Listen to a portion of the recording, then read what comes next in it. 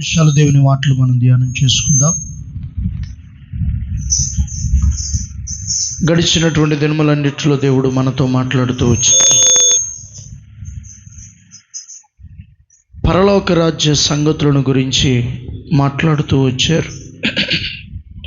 ఈవేళ విశ్వాసాన్ని గురించి నేను మీతో మాట్లాడబోతున్నాను. విశ్వాసాలు చాలా రకాలుగా ఉన్నాయి. చాలా రకాలైన విశ్వాసాలు ఈ భూప్రపంచంలో ఉన్నాయి. అలాగే పరిశుద్ధ గ్రంథంలో కూడా ఉన్నాయి. దేవుని వాక్యంలో విశ్వాసాన్ని బట్టి వారు కొందరట రాజ్యాలను జయించారట. కొందరు విశ్వాసాన్ని బట్టి వారి యొక్క పరుగును చివరి వరకు కూడా కొనసాగించారంట. ఇలాగా భక్తులందరూ వారి యొక్క విశ్వాసములు ముందుకు సాగిపోతూ ఉన్నారు.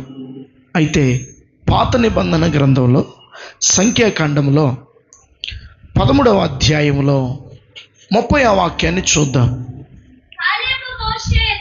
కాలేబు మోషే ఎదుట జనులందరినీ నిమ్మలపరిచాడు. మనము నిశ్చయముగా వెళ్ళి దానిని స్వాధీనపరుచుకుంటాం, దానిని జయించుటకు మనకు శక్తి చాలును. స్తోత్ర. దానిని జయించడానికి ఏంటంట? జాగ్రత్తగా వినండి. దానిని జయించడానికి శక్తి ఏమవుతుందంట?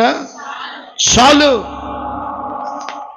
మనకున్న శక్తి సరిపోతుంది. దేవుడిచ్చినటువంటి కృప సరిపోతుంది. స్తోత్రం చెప్పట్లేదు. హల్లెలూయా. మనము నిశ్చయముగా వెళ్ళి దానిని స్వాధీనపరుచుకుంటాం. ఒక 10 మంది ఉన్నారంటే 10 ఆలోచనలు చెప్తారు. ఒక 20 మంది ఉన్నారంటే 20 మంది 20 ఆలోచనలు చెప్తారు. ఎలాగ చేద్దాం, అలాగే చేద్దాం. అసలు ఇవన్నీ కాదు అంటాడు ఒకడు. స్తోత్రం. అసలు ఇవన్నీ కాదు, ఇట్లా చేద్దాం అంటాడు ఒకడు. ఇట్లా చేస్తే ఎట్లాగైతండి, ఇట్లా చేద్దాం అంటాడు ఒకడు. స్తోత్రం. 10 మంది ఉన్న చోట 10 ఆలోచనలు సర్వసాధారణమే. 20 మంది ఉన్న చోట 20 ఆలోచనలు సర్వసాధారణమే. లక్షల మంది ప్రజలుండగా 12 మందిని పంపించి గోత్రికులందరిలో పెద్దలలో కొందరిని ఏర్పాటు చేసి పంపిస్తే అందులో 10 మంది ఒక మాట చెప్తే 2 మాత్రం ఒక మాట చెప్తున్నారు. స్తోత్రం. 10 మంది మాట వినటానికి ఇష్టపడతావా? ఒకళ్ళిద్దరు చెప్పింది ఇష్టపడతావా? ఎక్కువ ఓట్లు వస్తే గెలుస్తారా? తక్కువ ఓట్లు వస్తే గెలుస్తారా? ఇక మన 4-5 నెలల్లో కౌన్సిలర్లు, పంచాయతీ రాజులు అయితే వాళ్ళు ఏమంటారండి? మున్సిపల్ కాదు, పంచాయతీరాజ్ కదా, సర్పంచ్లు నిలబడటానికి రెడీ అవుతున్నారు మన తెలుగు రాష్ట్రాల్లో. పక్క రాష్ట్రంలో అయిపోయినాయి, ఇప్పుడు మన రాష్ట్రంలో జరగబోతున్నాయి ఒక 4-5 నెలల్లో. నా ప్రియమైన దేవుని పిల్లలారా, ఎక్కువ ఓట్లు ఎక్కువ వస్తే గెలుస్తారా? తక్కువ వస్తే గెలుస్తారా? ఏమండి? ఎవరైనా ఎప్పుడైనా ఎక్కువ ఓటింగ్ దేనికైతే పడుతుందో అదే గెలుస్తుంది. ఇక్కడ 12 మంది వెళ్తే 12 మందిలో 10 మంది ఒకలాగా చెప్తున్నారు, 2 ఒకలాగా చెప్తున్నారు. ఇప్పుడు ఏది గెలుస్తుంది? ప్రజలు ఏది వినాలి? మీరు ఏది వింటారు? 10 మంది చెప్పేది నమ్ముతారా? ఒకళ్ళిద్దరు చెప్పేది నమ్ముతారా? ఏమండి?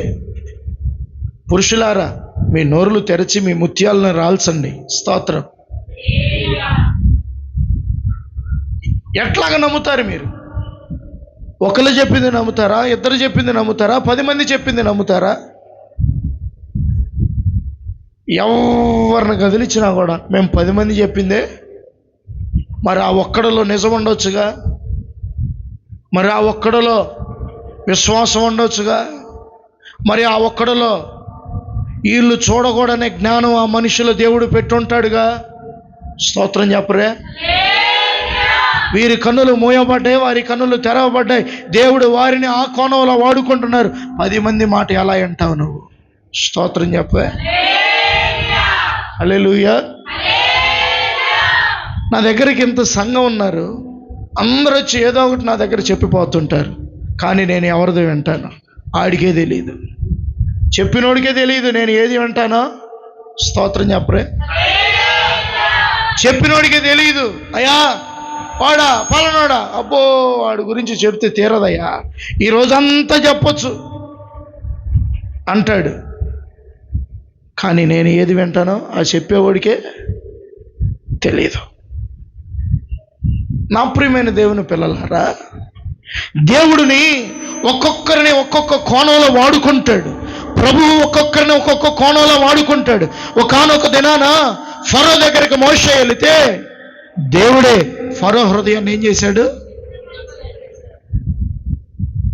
వాడుకోగలడు ఆయన. స్తోత్రం చెప్పరే.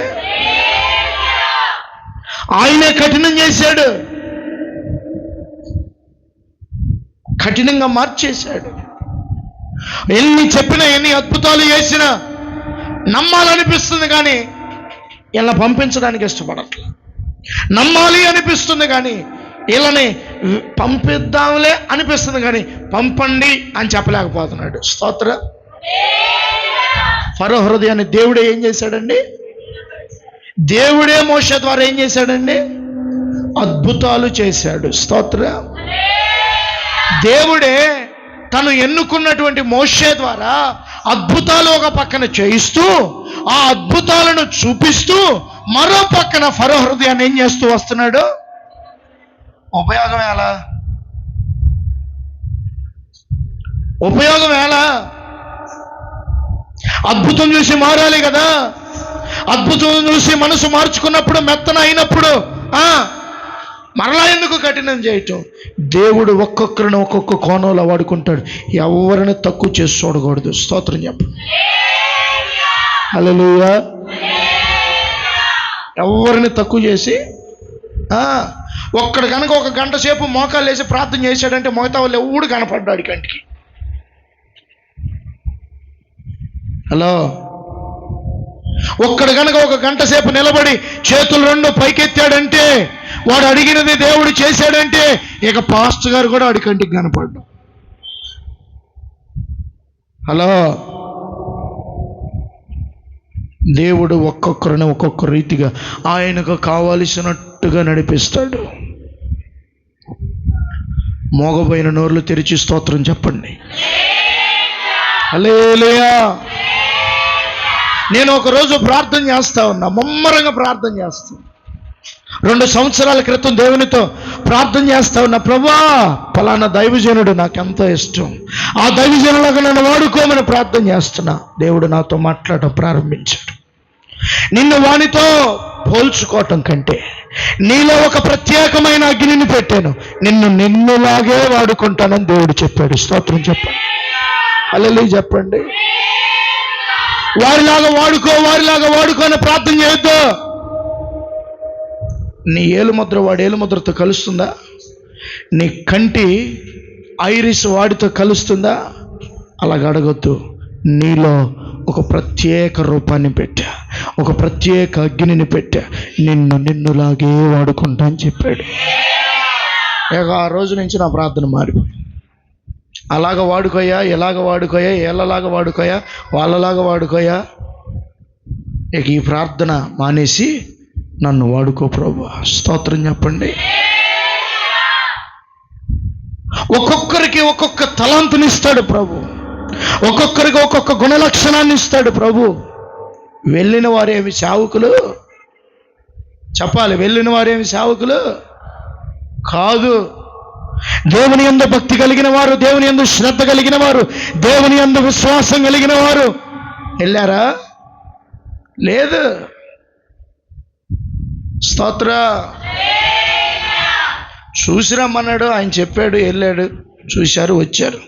చూసింది చూసినట్లుగా వాళ్ళు మహాబలాఢ్యులు. వారి ముందు మనం అందరం ఎలాగున్నాం తెలుసా? మిడతల్లాగున్నాం. వాళ్ళు బలము, వాళ్ళ దేహం ఎలాగుందంటే మహాబలవంతులుగా ఉన్నారు. ఒక్కొక్కడు 6 అడుగుల పైన ఉన్నారు.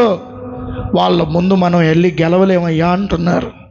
ఒక ఆయన అంటున్నాడు, నిశ్చయముగా దానిని మనం, స్తోత్రం చెప్పండి గట్టిగా, హల్లెలూయా చెప్పండి గట్టిగా, నిశ్చయముగా మనము వెళ్ళి దానిని స్వాధీనపరచుకుందాము.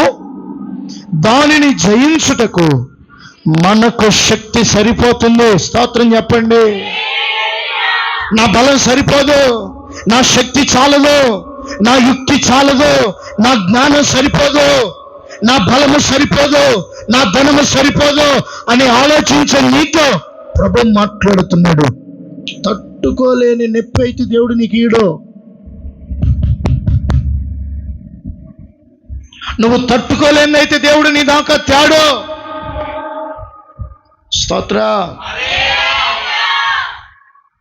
ఒక రోగం ఇచ్చాడంటే, ఒక బాధ ఇచ్చాడంటే, ఒక సంకట పరిస్థితిని ఇచ్చాడంటే ఖచ్చితంగా దానిని తాళగలిగిన శక్తిని కూడా ఇవ్వగలిగిన దేవుడు ఆయన.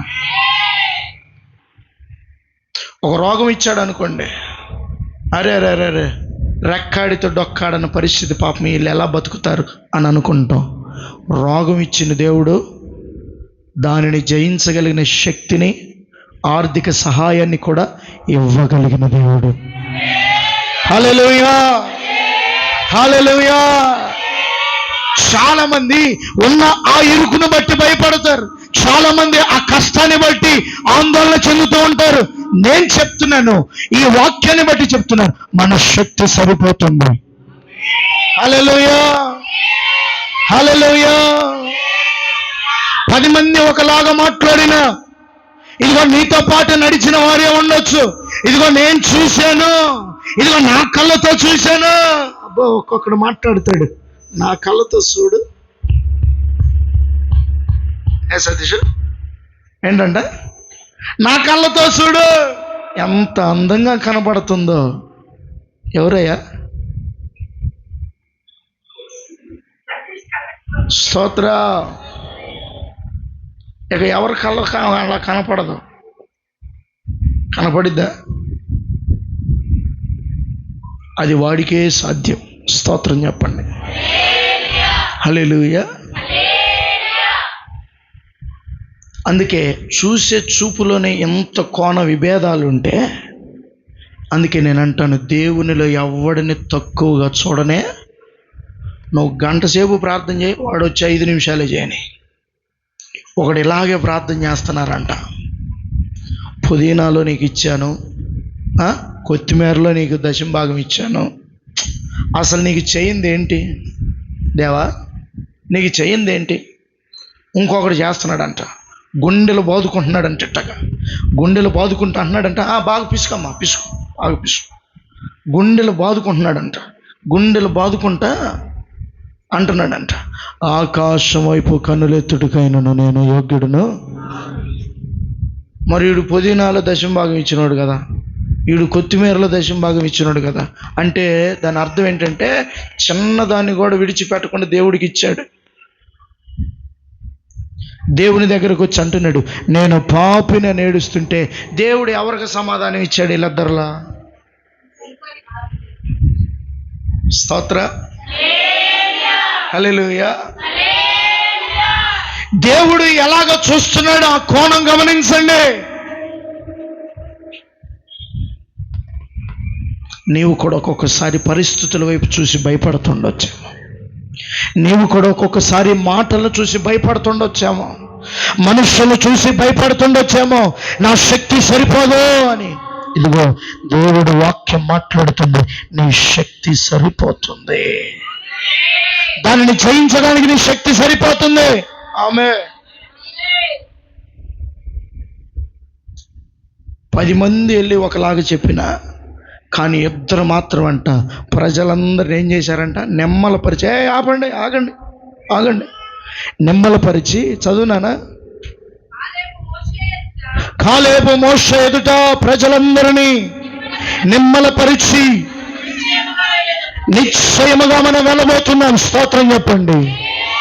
నిశ్చయముగా దానిని స్వాధీనపరుచుకుని పోతున్నాం. స్తోత్రం చెప్పండి. నిశ్చయముగా దానిని జయించబోతున్నాం. స్తోత్రం చెప్పండి. అది మన శక్తి ద్వారానే. దేవుడు పెట్టిన శక్తి అది. స్తోత్రం చెప్పండి. మన బలం సరిపోక ఇంకో బలాన్ని ఎతుకుతాం. మన బలం సరిపోక, మన మాటలు సరిపోక మరొక బలాన్ని ఎతుకుతాం.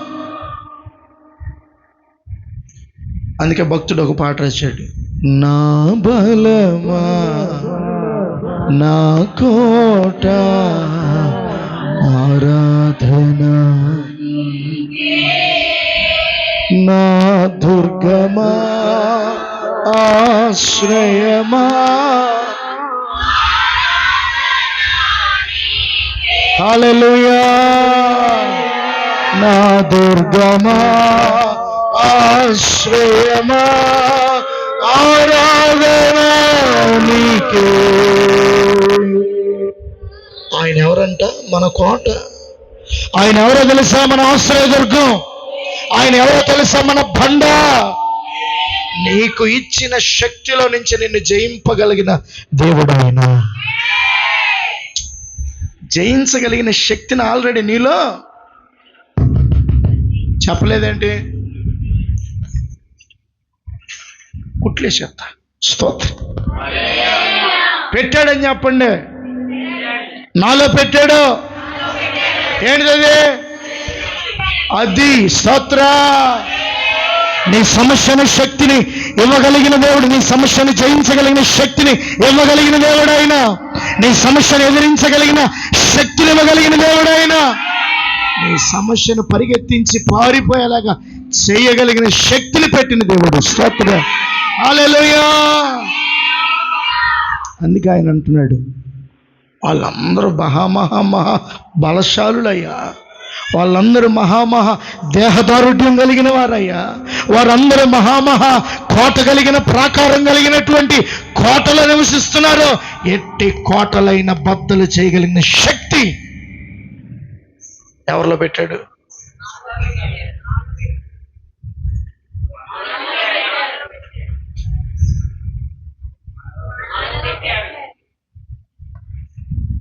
నాలో పెట్టాడు. దేవుని శక్తి నాలో ఉంది. స్తోత్రం చెప్పండి గట్టిగా. నాలో ఉన్న దేవుడు ఆయన. హల్లెలూయా. నాతో ఉన్న దేవుడు ఆయన. హల్లెలూయా. అందుకే భక్తుడు అన్నాడు, ఎన్ని కష్టాలైనా బెదరను, ఎంత బాధైనా వెనుతిరగను, ఎన్ని కష్టాలైనా. నువ్వు ఎన్ని బెదిరింపులు చేయగాక, నీ సమస్యలతో ఎంత దాడి చేయగాక, ఇక అప్పుడప్పుడు మనలో అవిశ్వాసం బయలుదేరుతుంది. అమ్మో ఇంక నేను చేయలేను, ఇక నా వల్ల కాదు. స్తోత్ర. అప్పుడు ఎమ్మటినే ఎన్ని కష్టాలైనా బెదరను, ఎంత బాధైనా వెనుదిరగను. ఎందుకంటే దానిని జయించగలిగిన శక్తి దేవుడు. ఆమేన్ చెప్పండి. హల్లెలూయా. నీ బలహీనతను జయించగలిగిన శక్తి దేవుడు నీలో పెట్టాడు. హల్లెలూయా. రోగమైన, బాధైన, సంకట పరిస్థితి అయినా, మరి ఏదైనా అది కష్టమైన, దుఃఖమైన, వ్యాధైన, బాధైన, కరువైన, ఉపద్రవమైన జయించగలిగిన శక్తి దేవుడు నాలో. చెప్పు. హల్లెలూయా. మనము నిశ్చయముగా వెళ్ళబోతున్నాం, నిశ్చయముగా దానిని చూడబోతున్నాం, నిశ్చయముగా స్వాధీనపరచుకొనబోతున్నాం, నిశ్చయముగా జైన దేవుడు మనకి ఇవ్వబోతున్నాడు. మనకున్న శక్తిలోనే. హల్లెలూయా. హల్లెలూయా. దేవుడు ఆల్రెడీ ఇన్బిల్ట్గా మనకు పెట్టేశాడు. ఇన్బిల్ట్గా పెట్టేశాడు. పెట్టిన దానిని అప్పుడప్పుడు బయటికి తెప్పించడానికి ఒక అలజడిని రప్పిస్తాడు. స్తోత్రం. హల్లెలూయా. నీలో పెట్టిన దానిని బయటికి తీయటానికి అప్పుడప్పుడు తుఫాను నీలో రేపుతాడు. హల్లెలూయా. ఆ పెట్టిన దానిని బయటికి తీయటానికే, ఆ షార్ప్నెస్ బయటికి రావటానికే, ఆ ధైర్యం బయటికి రావటానికే, ఇదిగో నీలో ఉన్నటువంటి ఆ నిట్టూర్పు పోవటానికే ఈ అలజడి. స్తోత్ర. నీలో ఉన్నటువంటి ఆ నిస్సహాయిత స్థితిగతి పోవటానికే ఈ తుఫాను. స్తోత్ర. హల్లెలూయా. తుఫాను వచ్చిందని తుఫాను వైపు చూడకపోతే, ఆ తుఫాను పోయిన తర్వాత ఆ తుఫాను వెనక ఉన్న మేలును చూడాలి నువ్వు. స్తోత్ర. ఒక కష్టం వచ్చిందంటే పెద్దోళ్ళు అంటారు, ఒక కీడు వెనక పెద్దోళ్ళు అంటారు, కీడు వచ్చింది, ఆ ఇంట్లో ఏడుపు వచ్చింది, ఆ ఇంట్లో శ్రమ వచ్చిందంటే పెద్దోళ్ళు అంటారు, ఓదార్చడానికి వచ్చిన వాళ్ళు అంటారు, ఒక కీడు వెనక దేవుడు ఏదో ఒక మేలు దాచిపెడతాడు. ఆ తుఫాను పోతే, ఆ తుఫాను తొలగిపోతే, ఆ ఏడుపు తొలగిపోతే, ఆ నిస్సహాయిత స్థితిగతి తొలగిపోతే నీలోనికి ఆశీర్వాదం వస్తుంది, నీలోనికి దీవెన రాబోతుంది, నీకు నూతనమైన మార్గం తెరవబోతున్నాడు, నీవు జయించగలిగిన శక్తి బయటకు వస్తుంది. హల్లెలూయా. నిశ్చయముగా మనం వెళ్ళంట దానిని ఏం చేయబోతున్నామంట? స్వాధీనపరచుకొనబోతున్నాం. నిశ్చయంగా అంటున్నాడు ఆయన. ప్రజలందరూ నిమ్మలపరిచాడు. 10 మంది మాట్లాడుతున్నా సరే, 10 మంది ఇదిగో నీ గురించి చెడుగా మాట్లాడిన, 10 మంది నీ మీదకి వచ్చి పడిన, 10 మంది నీ గురించి అబద్ధ సాక్ష్యాలు పలికిన, 10 మంది నీ మీద వేలు పెట్టి చూపించిన, జాగ్రత్తగా నీ శక్తి నా ప్రభు నీలో పెట్టిన శక్తి ద్వారానే జయించుటకు దేవుడు శక్తిని పెట్టాడు. హల్లెలూయా. 10 మంది కాదు, 20 మంది కాదు. అందుకే నాకు ఫోన్ చేసిన ప్రతి ఓడికి ఒకటే పాట వినిపిస్తా, యుద్ధము. నాకు ఫోన్ చేసిన ప్రతి ఓడి వింటాడు ఆ పాట, యుద్ధం. హల్లెలూయా, హల్లెలూయా. ఇదిగో ఒక చోట దేవుడు రాసి పెట్టాడు ముందుగానే, మనము పోరాడున్నది మనుష్యులతో కాదు, మనము పోరాడున్నది అంధకార సంబంధాలతో, లోకనాథులతో, ఆకాశ మండలపు అధికారులతో. స్తోత్రం చెప్పండి. హల్లెలూయా. ఒక్కొక్కసారి ఆ అంధకార సంబంధులు మనుషులను వాడుకొని, మనుషులు మన మీద తిరగబడేలాగా, మనుషులు మనల్ని వేలెత్తి చూపించేలాగా, మనల్ని తోలనాడేలాగా చేస్తాడు. చూపించిన వేళ ధైర్యం తెచ్చుకొని, స్థైర్యం తెచ్చుకొని నిలబడి దేవుని కొరకు ముందుకు సాగిపోవాలి. స్తోత్రం చెప్పండి గట్టిగా. మనం వెళ్ళబోతున్నాం అంటున్నాడు, మనం స్వాధీనపరచుకోబో. ఇప్పుడు మోషే చెప్పలేదు ఇవన్నీ. ఎవరు చెప్పలేదు? మోషే చెప్పలేదు ఇవన్నీ, ప్రవక్త చెప్పలేదు ఇవన్నీ, నాయకుడు చెప్పలేదు ఇవన్నీ. ఎవరు చెప్తున్నాడు? కాలేబు చెప్తున్నాడు. నిశ్చయముగా మనం వెళ్ళబోతున్నామండి, నిశ్చయముగా మనం స్వాధీనపరచుకోబోతున్నాం. నిశ్చయంగా దేవుడు మనకి ఇస్తున్నాడు సార్. హల్లెలూయా. నీలో విశ్వాసం ఉందా? నిశ్చయంగా దేవుడు చేస్తాడు. గృహం లేదు సార్ మా ఇంట్లో, అసలు మేము ఎన్నాళ్ళు అద్దెకే బ్రతుకుతున్నామండి, మా జీవితంలో గృహం అనే మాటకి నోచుకోలేదు సార్.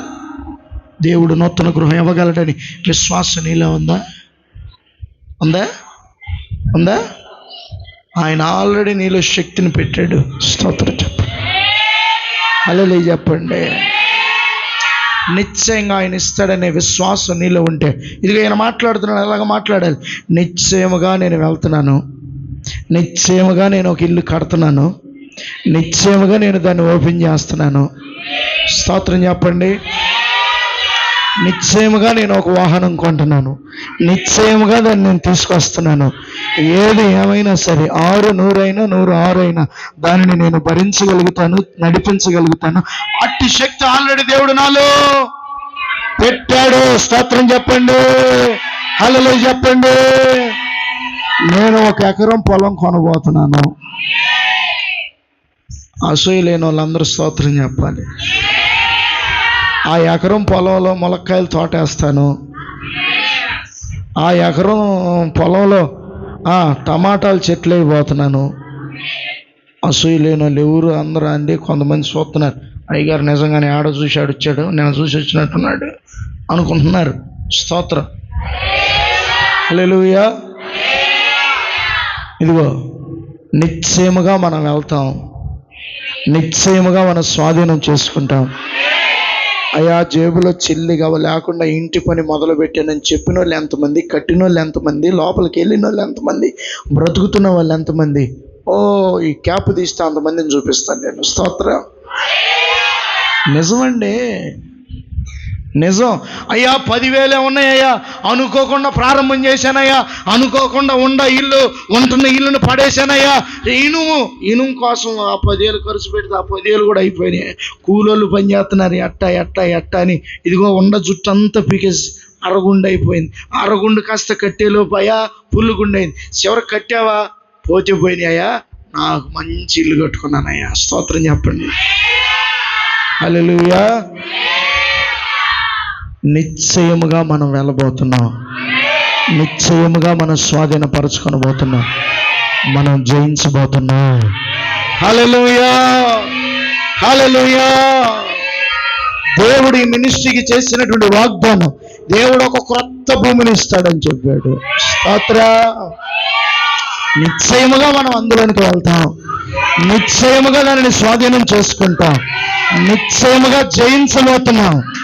హల్లెలూయా, హల్లెలూయా. మనుషులందరూ వెళ్ళారు. చివరిలో ఈ మాట చెప్పి వాక్యాన్ని ముగిస్తాం. మనుషులందరూ వెళ్ళారు, అన్ని చూశారు, అంతా బాగుంది. కానీ అందులో ఉన్న అన్ని చూసినట్లు చెప్తున్నారు. కానీ ఒక్క వ్యక్తి మాత్రం ఆ ప్రదేశంలో, ఆ ప్రాంతంలో, ఆ ప్రాకారంలో దేవుని వాగ్దానాన్ని చూశాడు. స్తోత్రం చెప్పండి. హల్లెలూయా. ఆ ప్రాకారాన్ని చూసినా భయపడకూడదు, ఆ ప్రజలను చూసినా భయపడకూడదు. కారణం, నీకు వాగ్దానం చేసిన దేవుడు నమ్మదగిన వాడు. హల్లెలూయా. నమ్మకమైన దేవుడవైనా నీవే చాలుసయ్యా. నమ్మకమైన దేవుడవైనా నీవే చాలుసయ్యా. నేనేమై ఉన్నా, ఏ స్థితిలో ఉన్నా, నేనేమై ఉన్నా, మన స్థితి ఎంతే, ఇంకేమి నేనింకేమి కోరుకోనయ్యా. స్తోత్రం. మన స్థితి కొంచెం అయినప్పటికీ ఒక్కొక్కరు చెప్తారు, అయ్యగారు అసలు ఏమి లేకుండా స్టార్ట్ చేశాను ఆ ఇల్లు కట్టడం. దేవుని మహాకృపలు. అయ్యా ఎంత అయిందయ్యా అని అడుగుతా చెట్ట చివరిలో. ఏమి లేకుండా స్టార్ట్ చేసినాడు ఎంత అయిందయ్యా అని అడగకపోతే దేవుని నామానికి అవమానం. దేవుని నామం మహింపరచబడాలంటే ఖచ్చితంగా అంత 25 లక్షలు, ఏమి లేకుండా 10 లక్షలు అని తెచ్చా నువ్వు. స్తోత్రం. హల్లెలూయా. ఏమి లేకుండా మొదలు పెట్టానయ్యా. ఎంత పెట్టుకున్నా? 45 లక్షలు పెట్టుకున్నానయ్యా. స్తోత్రం చెప్పరేంటి? హల్లెలూయా. ఒకరోజు నేను బయలుదేరి వాహనం కొరకు నేను ఎతుకుతా ఉన్నా. 4 చక్రాల బండి తీసుకుందాం, ఒక చిన్న కారు తీసుకుందాం, సెకండ్ హ్యాండ్లో ఏదో ఒకటి తీసుకుందాం అని బయలుదేరి OLXలో మొత్తం ఎతికి ఒక డాక్టర్ గారి బండి ఒకటి చూసి మంగళగిరి వెళ్ళాను. నాతో పాటు యవనస్తుడు కూడా వచ్చాడు.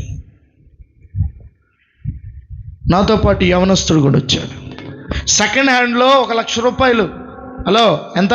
1,00,000 రూపాయలు, 1,50,000 మహా అయితే.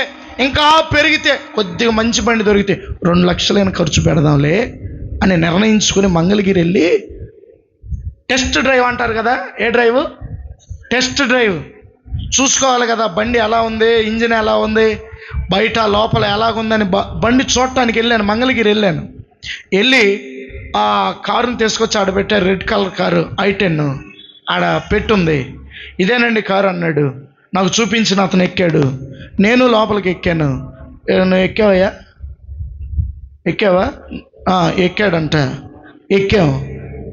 టెస్ట్ డ్రైవ్కి వెళ్తున్నా. కారు నడపటం రాదు నాకు అప్పటికి. వెళ్తున్నాం, అతనే నడుపుతున్నాడు. స్మూత్నెస్ అయిన చూస్తున్నాను. స్తోత్రం.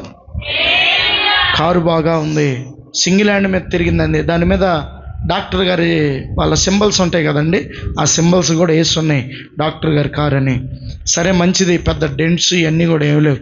చూసుకొని రేట్ ఫైనల్ చేసుకొని మాట్లాడుకొని వస్తాను అని చెప్పుకొని వచ్చేసాను తిరిగి. అనుకోకుండా నేను అసలు అనుకోవాలా అడుబై ఇటు వచ్చి అటు వచ్చేసరికి కొత్త కారు 7,34,000 పెట్టి కొత్త కారు దేవుడు ఇచ్చాడు. స్తోత్రం చెప్పండి. హల్లెలూయా. డబ్బులు లేవు, ఏం లేవు. మహా అయితే 2 లక్షలు ఖర్చు పెడదాం అనుకున్నాను. దానికి డౌన్ పేమెంట్ 3,34,000 కట్టాను. స్తోత్రం. నా ప్రియమైన దేవుని పిల్లలారా, నిశ్చయముగా మనం వెళ్తాం, నిశ్చయముగా మనం స్వాధీనం చేసుకుంటాం, నిశ్చయముగా మనం జయిస్తాం. దేవుడు చేశాడు వాగ్దానం. ఒక స్థలం ఇస్తాము మినిస్ట్రీకి, మందిరానికి అని. రూపాయి బిల్ల లేదు, ఏం లేదు, రూపాయి బిల్ల లేదు. డబ్బులు ఉన్నప్పుడు కదిలిస్తేనే ఊహు ఊహు అన్నారు. డబ్బులు మన దగ్గర ఉన్నప్పుడు కదిలిస్తే ఆహా ఇప్పుడు కాదు అన్నారు.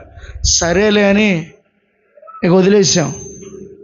తర్వాత దేవుడు వాగ్దానం చేసిన తర్వాత వాళ్ళు అన్నారు, మాకు అర్జెంటుగా డబ్బులు కావాలి, మేము ఇల్లు కొనుక్కోవాలి, ఈ స్థలం అమ్ముతున్నాం, మీరు కాకపోతే ఎవరో ఒకరికి ఇచ్చేస్తాం, మీరు తీసుకుంటే బాగుండు.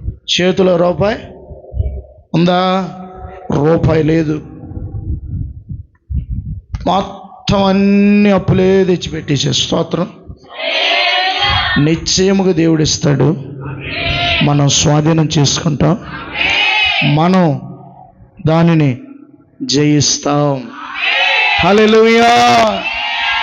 నీ సమస్య ఏదైనా, నీ సమస్య ఏదైనా, అసలు ఎవడు పట్టించుకునే సమస్య, ఎవడు తీర్చలేని సమస్య, ఎవడు ఆలకించట్లేదా నీ బాధ, ఎవడు తీర్చట్లేదా నీ సమస్య, ఇదిగో నిశ్చయముగా నేను వెళ్తున్నాను. చెప్పండి ఎవరు తెలుసు? నేను ఏ సమస్య అయినా జయించబోతున్నాను, స్వాధీనం చేసుకోబోతున్నాను. ఎంతటి సమస్య అయినా, ఆరోగ్యం లేదయ్యా, రేపో మాపో ఏక పరిస్థితి బాగోలేదు, పరిస్థితి విషమిస్తుంది, నిశ్చయముగా దేవుడు నన్ను ఖచ్చితంగా బాగు చేస్తాడు, జయించగలిగిన వానిగా మారుస్తాడు. నిశ్చయముగా నాకు కలిగిన రోగం యేసు నామములో మట్టుమాయంగా మార్చబడిద్ది. హల్లెలూయా. జయించుదువుగాక. అట్టి విశ్వాసం, అట్టి బలమైన దృఢమైన నిశ్చయత నా ప్రభు మనందరిలో కలుగ చేయునుగాక. అట్టి కృపా పరిశుద్ధాత్మ దేవుడు మనందరికీ అనుగ్రహించి దీవించునుగాక. అర్పణలు, స్వేచ్ఛార్పణలు అర్పించుకుందాం.